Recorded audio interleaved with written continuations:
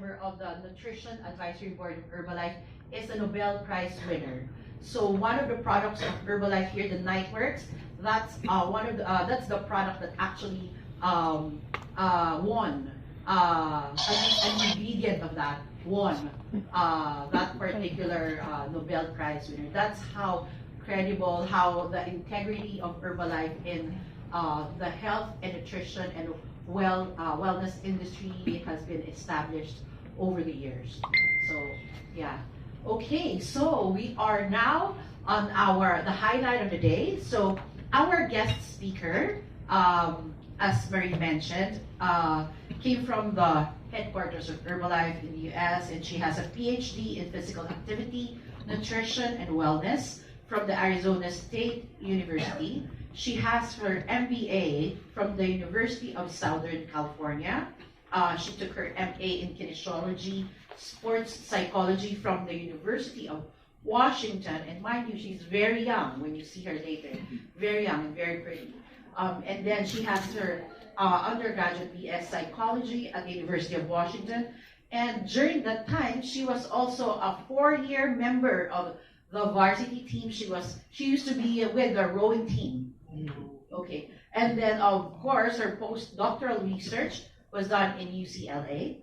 And then she's a professor in exercise physiology at the California State University in Los Angeles.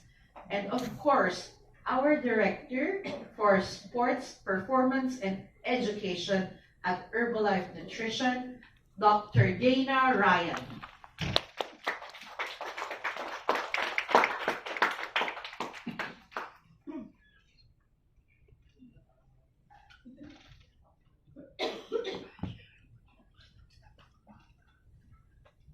Good morning, or I guess good afternoon. Sorry, I landed late last night. I'm not exactly sure what time. But thank you guys so much for having me. It's really an honor to be back here in the Philippines. I was here 2 years ago, and it was an amazing experience, so I'm happy to be back here again. Just going to be a short presentation, and the idea is really to get questions from you guys and have a conversation, because I think as media, you're as involved in this topic as I am, right? And so I think it's a really interesting topic to have an open conversation about, because it's a topic that is rapidly changing on a daily basis, right? Media today is not what media was 6 months ago, certainly not what it was a year ago or 5 years ago. And so it's an ever-evolving and rapidly evolving topic. So I think it's something that's very interesting to have a real discussion about. But having said that, when I was thinking about this topic, I was thinking, wow, this is really an easy topic. There's so much to say about it. And then trying to put together a presentation, it's almost, where do you start? There's so many aspects of media. And when we talk about social media, there's so many new aspects that are affecting our population in ways that maybe we wouldn't have expected, that maybe weren't the intention when social media really started getting going. So I want to start by kind of looking at population, right? What is our world doing? How is our world changing? Now we know that in today's population, people are more aware of the importance of being active. They're more aware of, having gym memberships, working out, exercising, doing all of these things, okay? Awareness doesn't always translate into action, unfortunately. But what we're seeing is that there is a huge prevalence of people buying gym memberships and trying to become more active, right? And we look here in the Philippines, there was a report that I was reading that actually lists the Philippines as the fastest growing market in terms of purchasing gym memberships. Okay, so the awareness is there.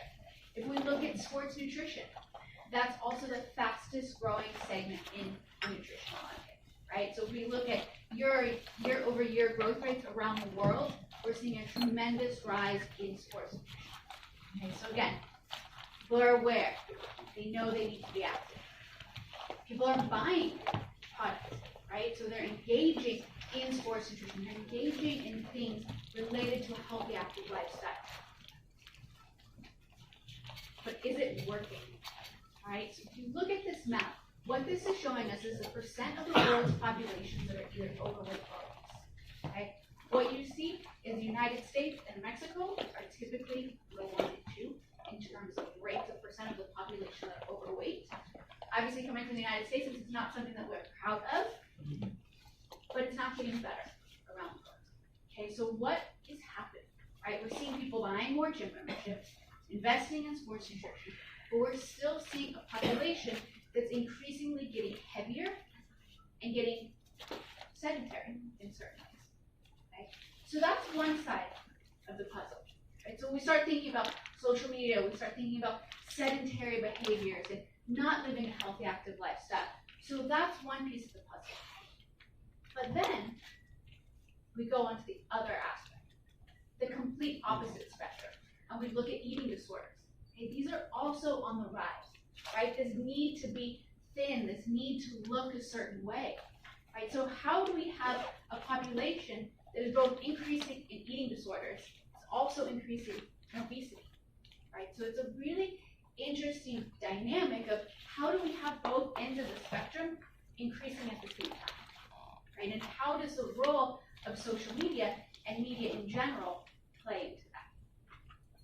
So if we look at some social media stats around the world, and this is something that our global social media team pulled for us, almost half of the world's population is engaged in social networks. Okay, so half of the world's population is looking online to see how should I look?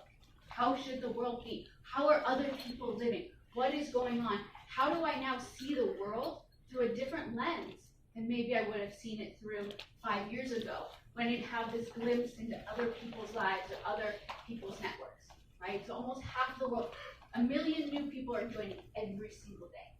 Okay? So in some aspects, that's great, right? The world is becoming more connected. That has huge power in so many ways. Okay, so when we look at how are people using it, on average, people are on social media over 2 hours a day. Okay, so now let's think about what are the recommendations for physical activity. Recommendations for physical activity, leading a healthy, active lifestyle, being active at least 30 minutes a day. So how does spending 2 hours a day on social media really hinder our ability to be active, right? But can it also help our ability to be active, right? And we'll talk about some of those accounts in a second. People have on average 8 social media accounts. To be honest, I don't know how people do that. I have one, and it's hard enough to keep up with. But it's crazy, 8. So that's a lot of things to keep track of every single day.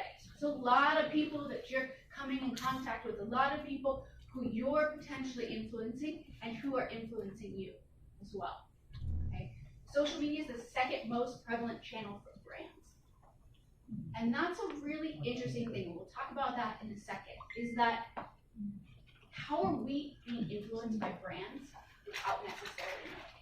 Right? The role of influencers has really started to play a huge role in how people make decisions on a daily basis. Okay, and here in the Philippines, people are spending an average of 10 hours a day on the internet. 10 hours a day. That's almost 50% of your day, right? That is a long time. So if you're spending that much time online, how do you have it have a positive impact rather than a negative impact, right? And what we're seeing is, unfortunately, it's not always a positive impact that social media in particular is having on the world's population, right? So just in general, this is what we're looking at in terms of social media channels. Facebook, still globally the highest number of active users. It really depends on the country. In the United States, Instagram is growing rapidly, but I know here, Facebook is still very, very popular, right? So these are constantly changing. There's constantly ones that are added every single day. I have 2 younger half-sisters I have to call and be like, what is this new thing people are using? Every day, there's something new, right? How do you keep up with all of these new channels? But the question that we're starting to be faced with is it positive, right? Is social media having that positive impact that we are hoping for, right? And there's a difference. Males, females, they're using social media in a different way, and it's having a different impact, right? So typically, girls use social media more than boys, okay? Especially if we're looking at the younger population, the millennial population. They're using social media all of the time, right? This is becoming their reality, is social media. How they see their friends, how they see the world, how they see they're supposed to live. They're seeing it through social media, okay? And while there can be a lot of good benefits, and I think that's the challenge for us today, how do we turn these numbers that we're gonna talk about into positive numbers, right? Because right now, look at this. So for people that are using social media, there's significantly increased rates of depression, right? So people that are using social media heavily, 30-40% rates of depression. Okay, so why is that happening, right? And with girls, even more than boys. So girls that are using social media, we're seeing significantly increased rates of depression. For people that are using 5 hours a day or more of social media, we see depression rates of almost 50% in girls, right? 35% in boys. Okay, that's terrible, right? How is something that's supposed to create community and bring our networks and our population closer together, why is this happening, right? And so I was kind of looking at these numbers and thinking, why is this happening? Why is it having this effect? And it kind of took me back to my psychology days, right? What are the human needs? What is a population? What is a person are we striving for every single day? Belonging. We want to feel like we belong to something. We want people to think that we're liked. We want to feel a sense of connection, okay? We want to have health. We want to have prosperity. We want to have safety, right? And now all of these things that you see on here, we're being compared to everybody every single day, right? So, well, this person has this many followers. This person's getting this many likes. This person has this. This person has this. You know, and so now instead of being content with our own life, we're constantly in the state of being compared to other people, right? And it's not necessarily something that happens on purpose.